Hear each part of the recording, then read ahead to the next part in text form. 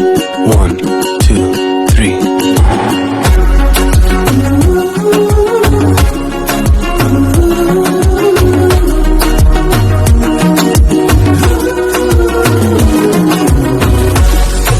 Good morning, good afternoon everyone. Ang content video po natin ngayon, ang tamang pagbibinil gamit po ang ating Apo Power Band.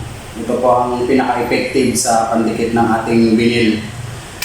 Kung gusto niyo pong magbinil dyan sa inyong mga bahay at ito lang po ang inyong gamitin, Apo Power Band.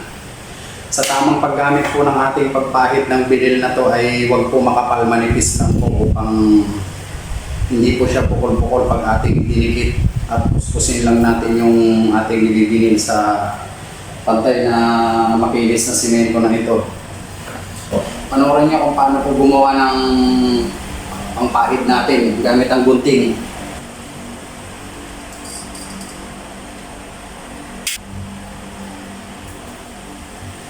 Ito po yung style ng ating ginupit. Ganyan po ang style ng ating pangpahid. Napakalakas po nitong Apo Power Band. Ito po yung ginawa kong paleta na pangpahid natin sa binil. Pero ang ngipin nito masyado siyang malalaki. Babawasan natin para hindi matakaw sa pangpahid natin.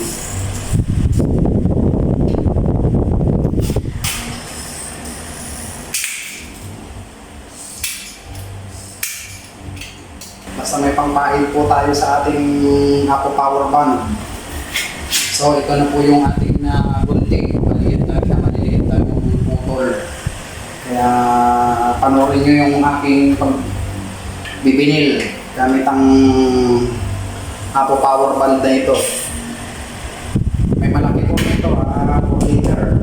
Maliit din. Kaya sa mga manunod po dyan at saka sa mga viewers, Merry Christmas at Happy New Year sa inyong lahat.